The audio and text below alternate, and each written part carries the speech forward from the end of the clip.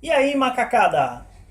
Quando vocês ouvem falar em Prince of Persia, muito provavelmente a primeira coisa que vocês devem se lembrar são dos jogos da era do PlayStation 2, talvez dos jogos da era do Xbox 360 e PlayStation 3, ou talvez até mesmo aquele filme com o cowboy viado. E só pra lembrar, galera, isso foi uma piada, tá? A parte interessante é que esses jogos não começaram na era do PlayStation 2, na verdade começaram bem antes disso. E também não começou nas mãos da Ubisoft, que é quem detém os direitos do jogo hoje. Eu sou o Dani Hatch e eu vou mostrar pra vocês por que os jogos originais da franquia Prince of Persia são não tão clássicos. Nerd de meia tigela. O cara que criou a franquia Prince of Persia é um cara chamado Jordan Mechner. Ele também criou jogos como o Karateka, por exemplo, que lançaram para Nintendo e arcades. Muito bom, por sinal. Se vocês quiserem que eu fale sobre este jogo mais pra frente, deixa aí nos comentários. E ele criou esse jogo já há bastante tempo atrás. Pra ser bem exato, assim, ele criou isso na década de 80, tá?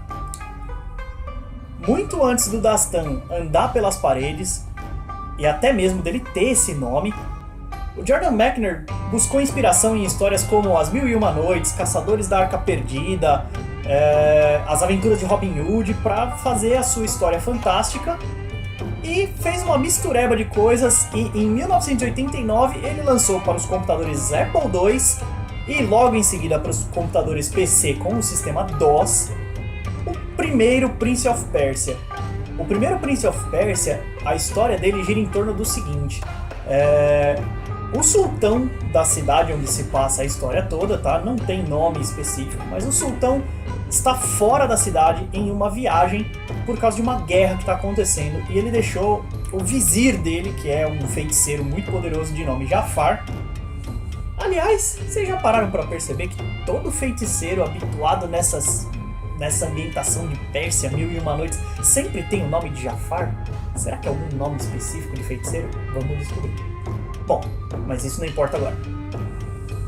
Então, assim, ele deixou o Jafar com o objetivo de o Jafar ser o imediato dele. Ele deixou o Jafar para ser o cara que ia cuidar do reino enquanto o próprio sultão estivesse fora. E é óbvio que o Jafar queria todo o poder para ele. Só que a filha do sultão era um empecilho para ele. Então o que acontece? Ele não poderia ser o comandante supremo enquanto a filha do sultão e o próprio sultão existisse. Ele obviamente encomendou a morte do sultão enquanto o sultão estava na guerra. E enquanto isso, na cidade lá, ele chegou para a filha do sultão e falou assim: o negócio é o seguinte, fia, ou você casa comigo e eu fico com o poder todo, ou eu te mato e eu fico com o poder todo. Olha que cara legal, né? Cara, gente boa ele, né? O que o Jafar não sabia é que a princesa já amava um carinha, e esse carinha era um plebeu, um qualquer. E o que a princesa não sabia é que esse cara havia sido preso, né? E aí cabe a esse cara impedir os planos do feiticeiro Jafar. Né? O amor da moça lá vai resolver salvá-la das mãos desse feiticeiro. A história é batidona, mas o jogo é fantástico. Um dos pontos altos do jogo é principalmente a animação dele. Toda a animação foi feita com o processo de rotoscopia. Danny Hatch, que raio é esse negócio de rotoscopia? Muito simples. Jordan Mechner tinha um irmão mais novo. Ele pegou esse irmão e filmou o moleque fazendo um monte de peripécia, correndo, pulando, se pendurando nas coisas. E aí, a partir dessas filmagens, o artista gráfico pegou as filmagens e foi fazendo frame por frame da filmagem a animação do boneco. E olha só que coincidência. O boneco que você joga no jogo usa uma roupa branca, tem o cabelo levemente aloirado.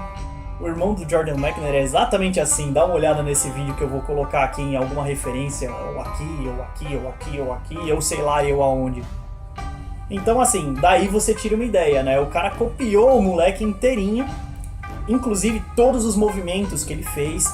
E foi assim que saiu todas as animações muito decentes, muito bem feitas para a época em que o jogo foi feito. Pô, 1989 não tinha toda a tecnologia que nós temos hoje, não tinha gráfico poligonal, não tinha tudo isso. Então assim, o cara conseguiu fazer um negócio muito bacana. E, aliás, esse negócio que o Jordan Mechner fez com o irmão dele serviu de base também para os contadores de dano do seu boneco no jogo. Então o que acontece? O dano que você toma por altura, por exemplo, no jogo, foi baseado na vida real. Ele mediu mais ou menos até que altura o irmão dele conseguia pular sem sentir dor, sem sentir incômodo. E a partir da altura que ele começou a sentir algum incômodo, alguma dor, ele entendeu aquela altura aproximada como sendo a altura de dano. Acima dessa altura de dano ele entende como altura de morte. É lógico que ele não matou o irmão dele para fazer isso, né? Mas aí você tira uma ideia. Então assim, o jogo vai desenrolando todo no tempo de 1 hora, que é o prazo que o Jafar dá pra princesa se decidir, né? Então assim, toda a história do jogo tem que se desenrolar em 1 hora. Porque se você não terminar em 1 hora, a princesa morre. Essa é a premissa do jogo. Ela tá com uma maldição que o Jafar colocou nela, que em 1 hora ela morre. E outra coisa bem bacana também era o sistema de proteção contra cópia que foi criado por esse jogo na época. Não tinha tanto esse negócio de pirataria na época, mas os caras ficaram preocupados com esse negócio de cópia e por aí vai. Pra passar por disquete era relativamente fácil.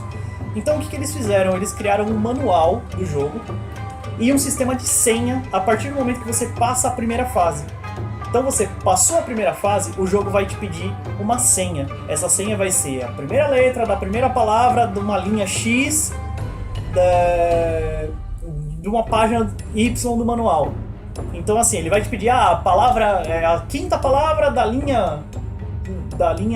da sétima linha da 10ª página do manual. A primeira letra você tem que pegar. Então você tem um monte de poçõezinhas na tela, você tem que achar aquela poção com aquela letra e beber para que a porta se abra para você prosseguir no jogo. Na época o jogo era distribuído com o manual, a pessoa identificava a partir do manual. Na versão que eu comprei, que foi da revista Senha Pôster, que infelizmente já não existe mais, então vai ser bem difícil de achar esse jogo hoje. Na versão que eu comprei, isso foi simplificado, eles colocaram toda a tabela de letras no encarte do CD. Então você pegava, localizava a letra e ia para a próxima etapa do jogo.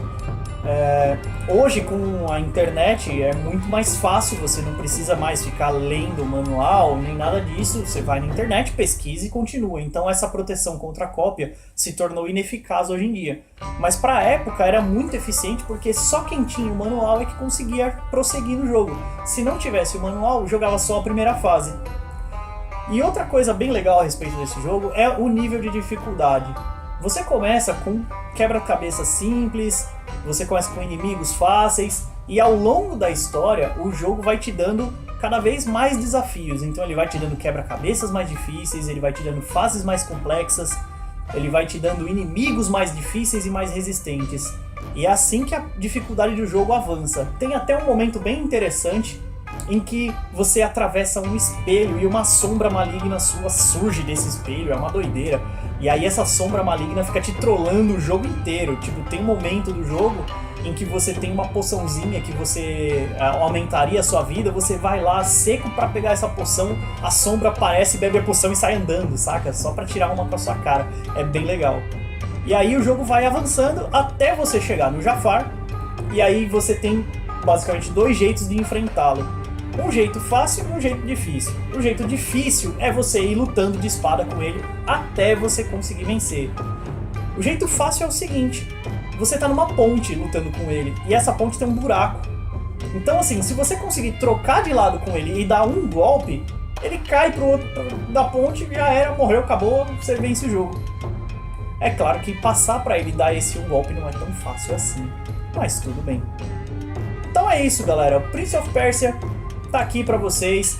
Eu sei que o vídeo demorou pra caramba pra sair, meu tempo tá bem escasso, por isso que demorou muito.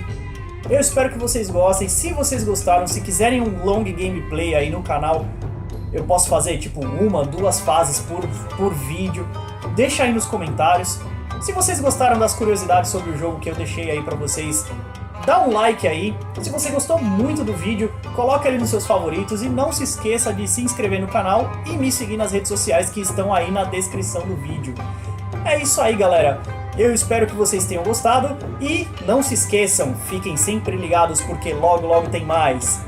Valeu, galera. Falou!